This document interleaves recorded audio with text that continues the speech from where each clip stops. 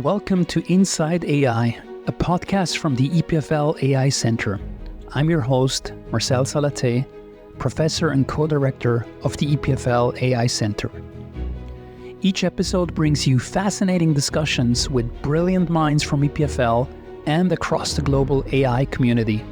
From groundbreaking algorithms to ethical considerations, from technical innovations to real-world applications, we explore the technology that's transforming our world. Whether you're an AI researcher, industry professional, or simply curious about the technology that's shaping our future, join us as we venture inside AI. Today, I'm speaking with Anton Osika, the co-founder and CEO of Lovable. If you haven't heard of Lovable yet, well, you really should. It's one of the most impressive AI startups I've ever come across. And when I say startup, I mean it in the most intense sense of the word.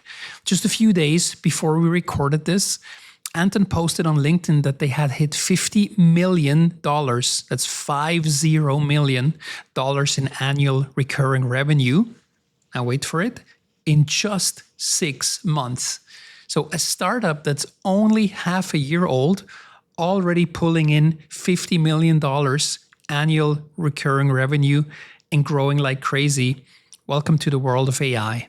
And all of this based out of Sweden. So of course I wanted to talk to Anton to find out how they're doing it, what challenges come with that kind of rocket ship growth, and where they're going next. It's a relatively short conversation because, well, as you can imagine, the CEO of one of the fastest growing startups on the planet doesn't have a ton of time. But I was thrilled he gave me this brief window to talk to him. I hope you enjoy the conversation. Here's Anton Osika. I'm here with Anton. Anton, thanks for joining this podcast. Great to meet you. I'm a fan of talking about AI, and I know you do all day, so I'm excited to do that. Yeah, exactly. But the key difference is that you're not only talking about it, but you're actually building a company and a product that's very successful and that I love using. But I guess many people who are listening to us have either never heard of it or just heard it sort of on the get-go. So could you just briefly describe what Lovable is and what you're doing? Yes. So our Nad, who's leading design, he often says it's like ChatGPT and Figma had a baby. So you explain in plain English or any language what application or website that you want to have built, and then it will be created. And you can add anything such as AI chat features to your application, login, storing data, and generally just make it look really nice. And then when you're done, you just get a link to that is published on the internet. You can share with your friends. We're seeing thousands and thousands of entrepreneurs using Lovable to build whole businesses with the payments, connecting Stripe for payments and making money on it. And I think, talking to you, one interesting use case that I've seen is that many people in machine learning data, that they don't know front end and like building applications. They just know how to build algorithms. They're using Lovable, and then they ask it to connect to an AI on Hugging Face or similar to create really impressive demos on the most recent AI. So that's Lovable. You chat and you get the software or a full product. We're building towards being like an operative system almost, where the new generation of entrepreneurs build their AI native businesses. So that's the vision we're building towards. I'd love to hear, actually, like as an example, what have you used Lovable for? Have you found a killer use case, or is it more that you've been playing around and to see what you can build? No, I mean, well, both, but I had concrete use cases. I mean, I needed so my own lab website, right, which isn't super complicated, but, was always a pain to do myself. And then, deployment was complicated and just I couldn't. And one of the things that bothered me always the most is like, how do I give people access and they can edit certain things, but it's just a mess, right? And yeah. I've recently been building other small websites where every time I'm like, this is a simple website, right? This should be so much more easier in the year 2025. So then I heard about you guys and I started playing with it, and I was just instantly taken aback. And So and I realize, right, I'm obviously not the only one. So you guys have a pretty stellar growth. I mean, I know you said on LinkedIn that's actually not important, but maybe could you share some numbers that you share publicly just for people to get a sense of like how interesting this product is to so many people? Yes, we have had more than a million people using Lovable, and there is more than 100,000 who put in their credit cards and they're paying every month because they now Lovable is a core part of their workflow. And this is after we launched 6 months ago, so people compare us to other startups from Europe, and it seems to be like the best, the fastest growing company from Europe in the space so far. That's amazing. And you're based in Sweden, right? Yes, I'm based in Stockholm. Excellent. So this is an incredible story. And so what makes this possible? Obviously there's LLMs behind all of this. And this is not your first rodeo, right? As the saying goes. You had startups before and you worked in this space. What's been leading up to this moment? Why now? Why is this now possible? What do you think? So 2 years ago, I felt that people were very unimaginative building on top of this generation of AI, which I think are generative large language models. And then I put together a tool for developers where you could say, create me a snake game, and not as good. It didn't work as well as it does today, of course, but then it did create all the files required to run a simple snake game on your own computer. And I didn't plan to start a company around that. It became a community open source GitHub repository with dozens of academic references. But I thought about what is this going to become, and the big unlock that I saw is that the last few decades, trillions of dollars of value has been created by people creating software products, right? But you probably know that there's so many people that are bottlenecked by how rare the ability to create software products is. Like much less than 1% of the population can write code.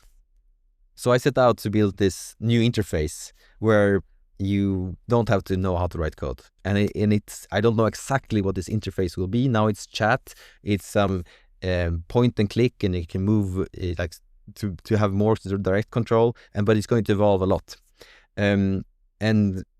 Like based on that vision, I assembled a team of stellar engineers, and we built this interface today. And one of the things that many people thought about when I started was, oh, you have to train your own models or compete in that space. It was clear to me that no, that's not going to be the bottleneck. The bottleneck is the interface towards the humans, and that's what we've been focused on. So that having focused on that is, I think, the biggest part of our success. And being smart around how can we let the AI and the large language models control many, not yet all, but many of the parts of what a software engineer does. Yeah. Which is to write the code, deploy it on the internet, and so on and so forth. Yeah. So like focusing on the interface and the application layer, not on the like the APIs, just using them to their full potential is what has made us successful. Of course, the foundation models that we're using have also rapidly become better and better, which is a wave that we're surfing, so to say. Yeah. But that's a great insight, and one can tell that. I mean, when you interact with Lovable, I mean, it's really the technology is kind of somewhere hidden, and you don't actually feel like you interact with a technology product, right? There's just this beautifully designed interface, and it's immediately quite clear what you have to do. And so I think that's part of also the attraction, because there are others that are probably trying to do similar things, but there's just something so overloaded with technical gadgets and features that you guys really simplified this extremely well. Yeah, thank you so much. So I guess this growth is fantastic in many ways, because as the saying goes, at least in startup land, right, growth solves all problems. But as we all know, there's also tons of problems when you grow fast. I'm sure you're running into some of them as well. What are sort of the growth beasts that you are fighting with on a daily basis now? Oh yeah, there is a lot. I mean, I'll just drop a few, but the first and main one has just been the amount of traffic that we have to serve while staying up, and we have taken down many different services that we have relied on in this journey, and still have to switch them out quickly. One example was when GitHub had an incident and they looked into it, and it was because we were overloading their cluster. Lovable was overloading the cluster because you can edit the code through GitHub if you're an engineer. And then they disconnected us completely. So Lovable went down, and we had to quickly scramble and find a workaround where we did not rely on GitHub, and like made our own version of it. We had to rewrite the entire system to be able to handle for each token that the large language models output, there's a cascade of events happening on our side. So since we have 50,000 new projects being started every day, each of those has maybe tens or sometimes hundreds of requests from the user, and each of those have many small tokens that are being streamed through our entire system. We had to handle it at that scale. So that's some examples on the technical level.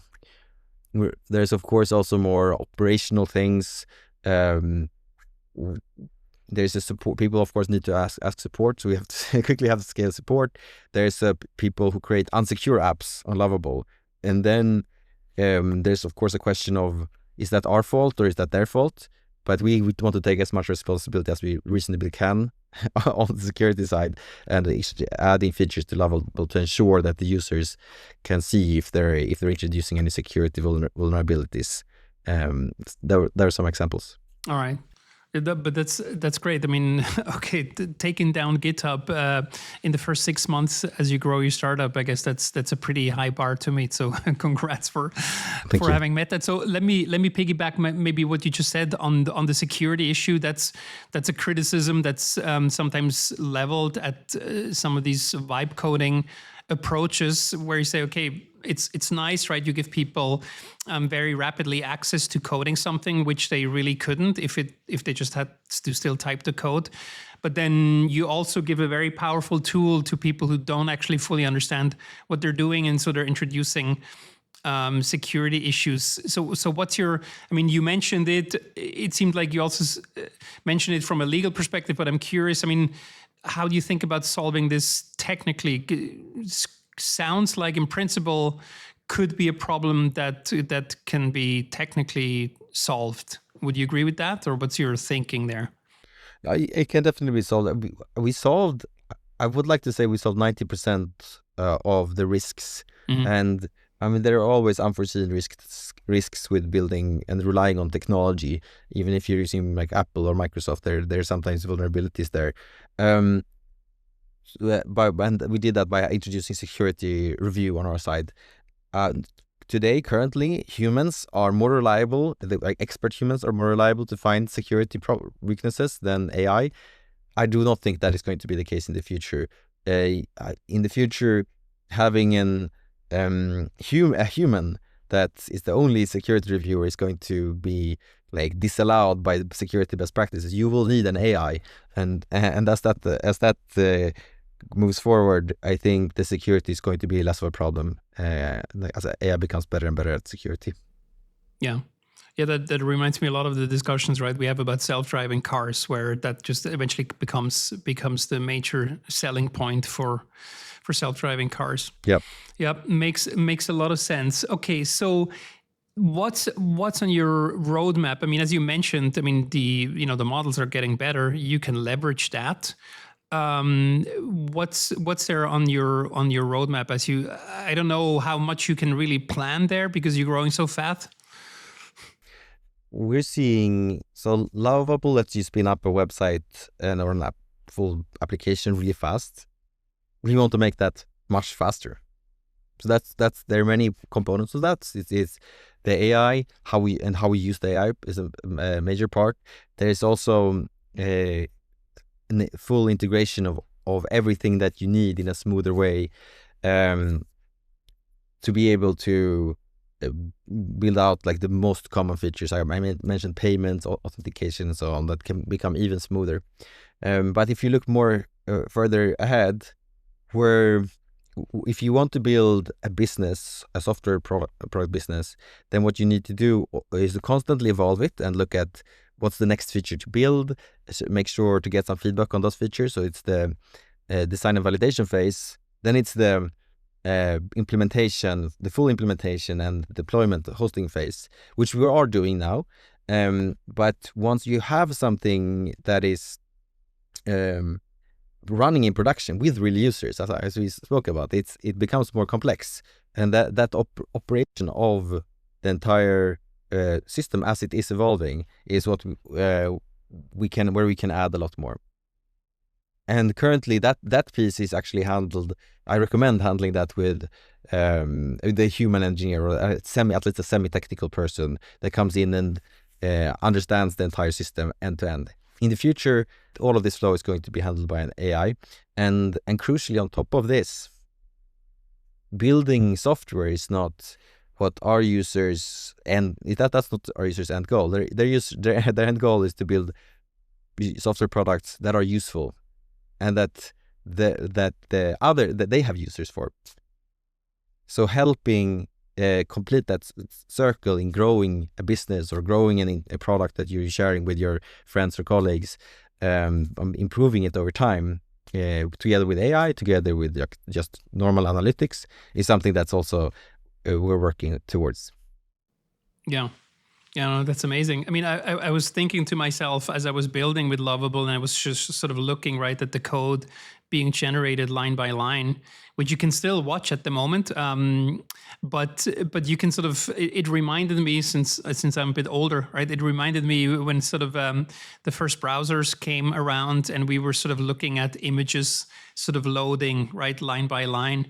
And you fast forwarded a few years, right? And just everything was like super instant. Yeah. That's basically probably where you guys will be going, where now I'm still sort of typing what I want and I watch the thing basically do its thing. But yeah, as you say, in the near future, it will probably be 100 times faster and just build so much more in a shorter amount of time. That's super fascinating.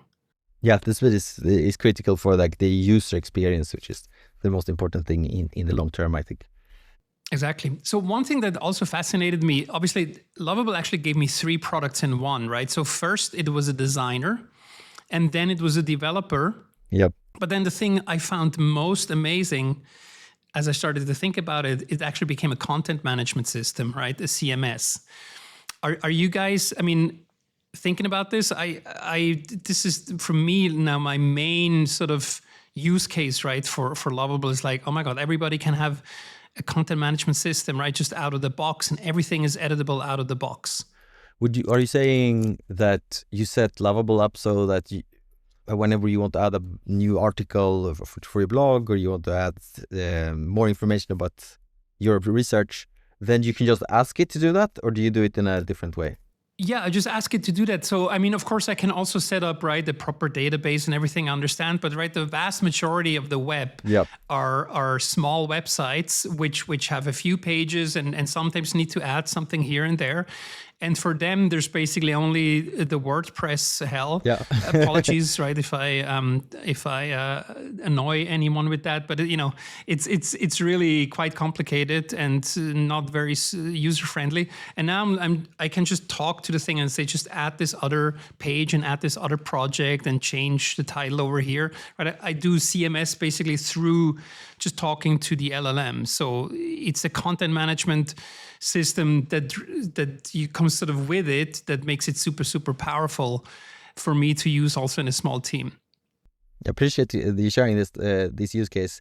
I mean, we're seeing this, and what I can like some of the things, as you know, the text you can just edit them instantly, but for larger changes, it doesn't change it's like as fast as you would like, I imagine, Marcel, and I think that's the main thing we want to change, as well as some of the standard web practices. You want to be able to just with a click set the title of so that when people find it on Google, it's shown in the right way and so on, which is something we're building out towards. I think people have historically either had a web developer or used something like WordPress or other static website builders, and now you don't need to make that decision. You can get the best both worlds as a non-technical person, where an AI can do anything a web developer will do, and but much faster than having to do a handover with another human, so to say. Yeah. Do you ever interact with web developers who are sort of threatened by what you do, or is that not something you interact with very much? This is a good question. I usually paint a very positive picture, which I think resonates with engineers, and it's that as a developer or engineer, you should see yourself as someone translating problems in the real world to a technical solution. Yeah. And you shouldn't see yourself as someone that can write a certain piece of code. Exactly. And if you're a web developer, you're going to be much faster and more proficient in using AI to solve technical problems. And this is just an opportunity, I would say, for people who have this experience of having been an engineer. Yeah, I fully agree. It's good. So, and maybe to slowly close it, because I know you have to run into, you're obviously super busy. So, right, according to any sort of run-of-the-mill VC that you talk to, you guys shouldn't exist, because you should be in California, right? That what you're doing here can only happen in Silicon Valley. Yeah. You seem to be proving that wrong. Are you sort of an outlier, or do you think, no, actually, what we do, Europe really is a great place to do that? Or are you facing a lot of headwind and you say, but I just want to be here because I'm sort of, I feel at home here? I think there are some more difficulties in building from Europe, for sure. So I kind of see it as playing on hard mode in making a successful startup. But if you're able to break the norm in how to build a company and do it at a global stage with a very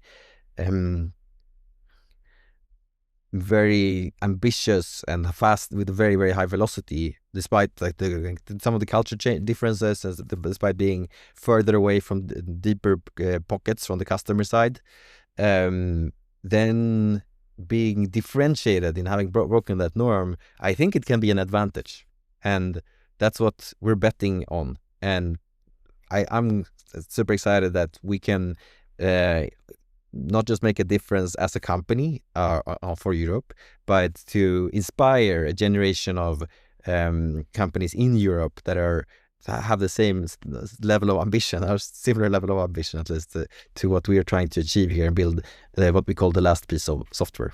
The last piece of software. And for people who are new to this, where should they go? Where should we point them to try out Lovable?